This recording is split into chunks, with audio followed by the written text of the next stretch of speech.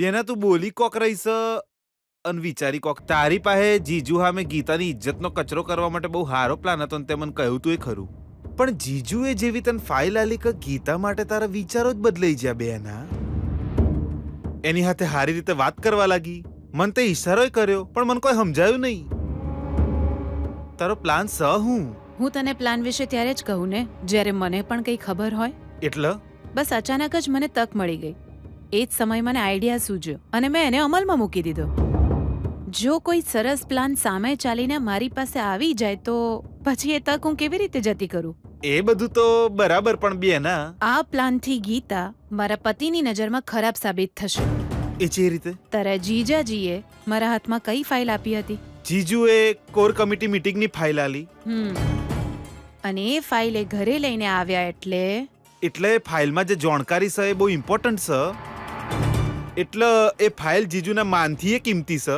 માન કરતા પણ વધારે. અને માન જતું રહે તો અપમાન થાય. હવે મારા પતિની સાથે એ જ થશે.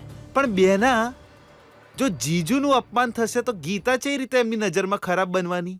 એમના અપમાનનું કારણ ગીતા બનશે. પણ કેવી રીતે બેના? એ બહુ જ ઇમ્પોર્ટન્ટ ફાઇલ છે. એ ફાઇલમાં જે માહિતી છે કોઈના હાથે ન લાગવી જોઈએ એવું તારા જીજાજીએ ચોખ્ખું કહ્યું છે. એ ફાઇલ અંદરથી ડિલીટ થઈ જાય, લીક થઈ જાય તો એ ડિટેલ્સ કોઈ ખોટા માણસના હાથમાં જતી રહે તો શું થશે? જીજુની ઇજ્જત જતી રહેશે કો તો ખુરશી જતી રહેશે. એમના ઉપર જે પાર્ટીના લોકોનો વિશ્વાસ છે એ તૂટી જશે. પણ આમાં ગીતા આવું કોમ ચમ કરે એ મને ખબર નહીં પડતી બેના. એના બદલે આપણે એ કામ કરીશું ભૈલા. પણ કેવી રીતે બેના? એ ફાઇલમાં જે ઇમ્પોર્ટન્ટ ડિટેલ્સ છે એના ફોટોગ્રાફ મોબાઈલથી ક્લિક કરીશું અને એ ફોટોઝ આપણે તારા જીજાજીના વિરોધી કોઈ નેતાને સેન્ડ કરીશું. એવું કરીએ તો આપણે જ ફસાઈ જઈએ બેના, કારણ કે મોબાઈલ નંબર તો ટ્રેસ થઈ શકે. એ જ તો મારો પ્લાન છે.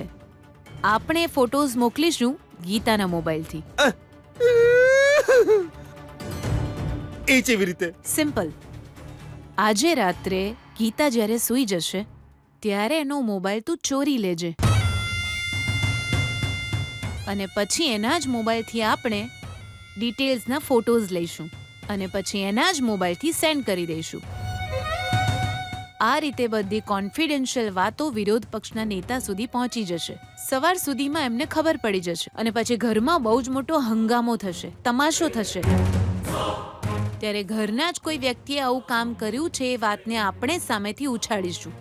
એ સમયે આપણે બધાના મોબાઈલ ચેક કરવાનું કહીશું. ત્યારે તારા જીજાજી બધાનો મોબાઈલ ચેક કરશે. આ કામ ગીતાનું જ હોઈ શકે એવું આપણે જ સાબિત કરીશું. ગીતા પણ હાજી હાજી કરીને પોતાની ભૂલ માની લેશે અને પછી ગીતા કોઈને મોઢું દેખાડવાનું લાયક નહીં રહે. એ ફાઇલના પેપર્સના ફોટા એના મોબાઈલમાં છે તો એને ખબર જ નહીં હોય. અંજાર ખબર પડશે અને આપણું કામ પતી જશે અને તારા જીજાજી જાતે જ એને ધક્કો મારીને બહાર કાઢી મૂકશે. સમજ્યો? કેવો લાગ્યો મારો idea? Super fantastic mind blowing extra ordinary બેના. તારા મગજને કાઢીને લંડનના મ્યુઝિયમમાં મૂકવું જોઈએ. આજે રાત્રે ગીતા જ્યારે સૂઈ જાય ત્યારે તું એનો મોબાઈલ ચોરી લેજે. એ બેના આ કામ તો હું ચપટી વગાડતા કરી લે. જોઈ લેજે તું. આવા કામ મેં બહુ કર્યા છે. ગીતા મારી બેના હોમાં હવે તું રડજે. હું છું. ચહેરા પર આટલી ગભરાટ કેમ છે? ઓહ, પીવાની તૈયારી ચાલી રહી છે. બરાબર છે વિજય. જ્યારે આપણે કોઈ ખોટું કામ કરીએ તો ડર લાગી જાય એ સ્વાભાવિક છે. અંદર આવતા પહેલા દરવાજો ખખડાવવાની મેનર્સ પણ નથી તારામાં. આ રીતે છુપાઈને ડ્રિંક્સ લેવા એ ક્યાંના સંસ્કાર છે વિજય? એ મારી જોડે દલીલ કરીને મને ગુસ્સો ના અપાવીશ. અહીં કેમ આવી છે કે આ ઘરમાં મારી સક્સેસ જર્ની શરૂ થઈ ગઈ છે એ જ કહેવા આવી છું. તારી મમ્મીએ પણ આજે મને સ્વીકારી લીધી વિજય. એક ના એક દિવસ તો આ થવાનું જ હતું, પણ એમને મને બહુ તરીકે સ્વીકારી અને મારા પર વિશ્વાસ કરીને મને ફાઇલ મૂકવા કહી. આ તો શું થયું? આ ઘરમાં તને તારી મમ્માનો જ સપોર્ટ હતો. હવે તો એ સપોર્ટ પણ મારી પાસે આવી ગયો. તું એકલો થઈ ગયો વિજય. મને બહુ જ ખરાબ લાગ્યું. જો દાજ્યા પર ડામ દેવાનું બંધ કર, નહીં તો પરિણામ ખરાબ આવશે. આ વાતો તું પહેલાથી બોલ્યા કરે છે, પણ અત્યાર સુધી તું મારું કંઈ જ બગાડી નથી શક્યો. મને ટોર્ચર કરીશ કહ્યું હતું, પણ હવે ટોર્ચર તો તું પોતે જ થઈ રહ્યો છે. એ તને કોણે કીધું? એ કહેવાની ક્યાં જરૂર છે?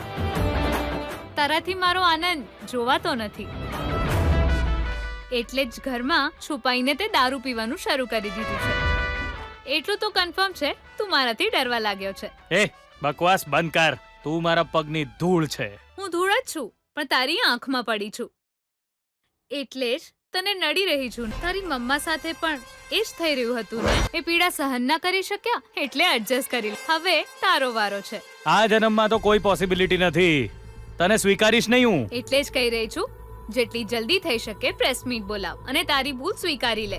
ગેસ્ટ હાઉસમાં કંઈ જ ખોટું નથી થયું. મારી સાથે બદલો લેવા, જિંદગી બરબાદ કરવાનો તારો પ્લાન હતો એ કબૂલ કરી લે. નો, ટોર્ચર તું મને નહીં, હું તને કરીશ. આ ઘરમાંથી તારું જવાનું નક્કી છે. એ થઈને રહેશે. એ તો બહુ સારી વાત છે. જો તારી અંદર આવું અભિમાન હોય તો જ તો હું એને તોડી શકીશ. હું જાઉં છું જી. Good night. તમે શું વિચારી રહ્યા છો? મારી દીકરી વિશે વિચારી રહ્યો છું સુશીલા.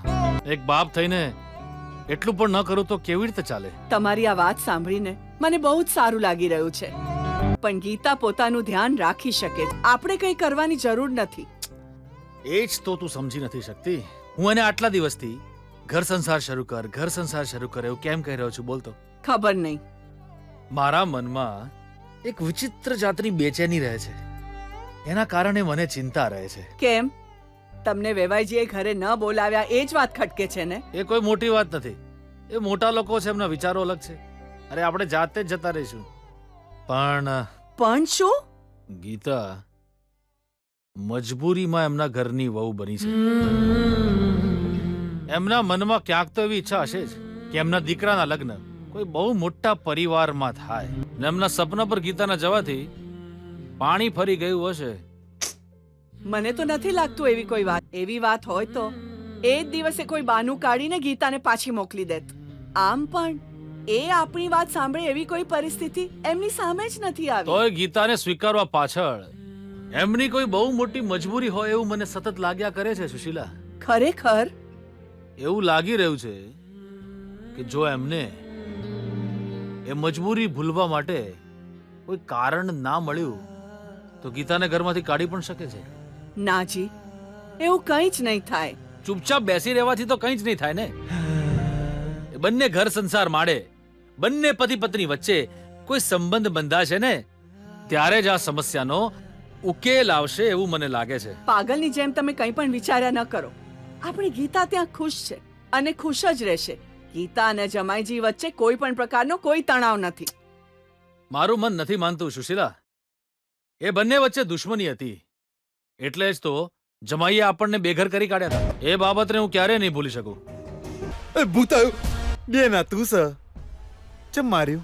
મેં ગીતાનો મોબાઈલ ચોરવાનું કહ્યું હતું તને, અને તું આરામથી સૂઈ રહ્યો છે. બેના હું એક રાઉન્ડ મારીને આવ્યો, એ હજુ સુધી હુતી જ નહીં. બેના એટલે તું પોતે સૂઈ ગયો એમ?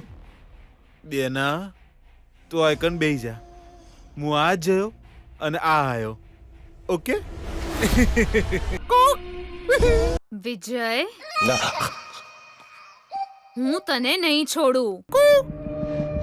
કામ થયું કે નહીં? જીવ કોણ હતું? One and only Sitara. એટલે કોમ થઈ જ જાય એ વાત confirm sir. Good. Come on come on, મને આપ. Done. Very good. File. Oh બેના, come on, take it. Open. બેના તું અંધારામાં જે તીર ચલાઈ રહી છે આ ગીતાએ આ જન્મમાં સહન નહીં કરી શકે. Okay okay ભૈલા. હશ, કામ થઈ ગયું. બસ હવે આને મોકલવાના બાકી છે. આ કુને મેકલે બેના? કલ્લુભાઈ ખત્રીને. Black brother danger man Kallubhai. બેના એ તો જીજુનો મોટો દુશ્મન છે ને? આ બધી ડિટેલ્સ દુશ્મનના હાથે લાગશે તો કામ થશે ને? અનોયકન ગીતાનો અધ્યાય અત્યારે નહીં, કાલે સવારે તારા જીજાજીને ખબર પડશે ત્યારે. હા, પણ ઓમાં એક વાત મને સમજાતી નહીં બેના. તારા પતિની એ ઇજ્જત જશે એ તને ચાલશે ને? ગીતા એમની નજરમાં ખરાબ સાબિત થવી જોઈએ. અને આ ઘરમાંથી જતી રહેવી જોઈએ. પછી ભલે ગમે તે થાય. લે, આ મોબાઈલ જ્યાં હતો ત્યાં જ મૂકી દે અને જઈને આરામથી સૂઈ જા. Bye bye. સાચવીને કર. જા હવે બૈલા. હારું, હું આવતીકાલની રાહ જોઈ. Good night. તું આ ચક્રવ્યૂહમાંથી નહીં નીકળી શકે. તું આમાં બહુ ખરાબ રીતે ફસાઈ ગઈ છે. Just waiting for the sunrise. આ સવાર સવારમાં આટલા મેસેજ કોણ મોકલી રહ્યું છે? વોટ? આ કામ કોણે કર્યું? ભાનુ! ભાનુ! આ કામ કોણે કર્યું? તમે એટલા ગુસ્સામાં કેમ છો? શું થયું? ગુડ મોર્નિંગ સૂર્યપ્રકાશ સાહેબ. હું તમારો જાની દુશ્મન કલ્લુ ખત્રી બોલી રહ્યો છું. ઓળખ્યો મને? અત્યાર સુધીમાં તો તમે હલી ગયા હશો ને. અમારી સાથે પંગો લઈને તમે હાઈકમાન્ડ સાથે મળી ગયા. કોર કમિટીની મીટિંગમાં તમે અમને અવોઇડ કર્યા ને. એનું પરિણામ છે આ. તમારી એ ગુપ્ત મીટિંગમાં શું શું વાતો થઈ એની સંપૂર્ણ માહિતી મારા હાથે લાગી છે. જે જાણકારી ગુપ્ત રાખવાનું કામ તમને સોંપાયું હતું એ ફાઇલની ડિટેલ હવે મારી પાસે છે. મેં તમને મોકલી છે, જોઈ લો. જો તમારા સાથીદારોને આ ખબર પડી તો એમનો વિશ્વાસ ઉઠી જશે તમારા પરથી અને તમારી ખુરશી ગઈ સમજો. કોર કમિટીની મીટિંગનો કોઈ મતલબ નહીં રહે. હવે તમારી લગામ મારા હાથમાં છે. આ કામ કોણે કર્યું? તમે શેની વાત કરી રહ્યા છો? કાલે મેં જે કોર કમિટીની મીટિંગની ફાઇલ આપી હતી એની ડિટેલ્સ મને કોઈએ મેસેજ કરી છે. એ ફાઇલ તો આપણા ઘરે જ હતી ને, તો એની અંદરની ડિટેલ્સ લીક કેવી રીતે થઈ શકે? મેં મારા સેક્રેટરી પર પણ વિશ્વાસ નથી કર્યો અને એ ફાઇલ હું ઘરમાં લઈને આવ્યો, પણ આપણા ઘરમાંથી જ. છી! પણ આવું જીજુ જે રીતે થઈ શકે? ફાઇલમાં જેટલી પણ ડિટેલ્સ હતી એ મારા મોબાઈલમાં આવી ગઈ છે. મતલબ હું શું સમજુ? આ ઘરના જ કોઈ માણસે એ ફાઇલમાંથી ડિટેલ્સ કાઢીને કલ્લુભાઈ ખત્રીને મોકલી દીધી. આવી નીચ હરકત કરવા વાળો આ ઘરમાં કોણ હોઈ શકે? અરે આપણા ઘરમાં કોઈ આવું નીચ કામ ન કરી શકે. બધા આપણા જ લોકો છે. એ જ તો હું પૂછી રહ્યો છું. એક વાત જાણી લે, આ કામ ભલે જેણે પણ કર્યું હોય હું એને છોડીશ નહીં. જો એ પોતે જ માની જાય તો સારું છે, નહીં તો હું. જીજુ આપણે તો એક જ છીએ અને પોતાના જ મૂઢા પર જૂતું મારવાનું કોમ અમે ચમ કરીએ? મારા હિસાબે તો આ ઘરમાંથી આ કોમ કોઈએ કર્યું જ ના હોઈ શકે. પણ જો આ ઘરમાં કોઈ નવું હોય તો એ વ્યક્તિ ગીતા.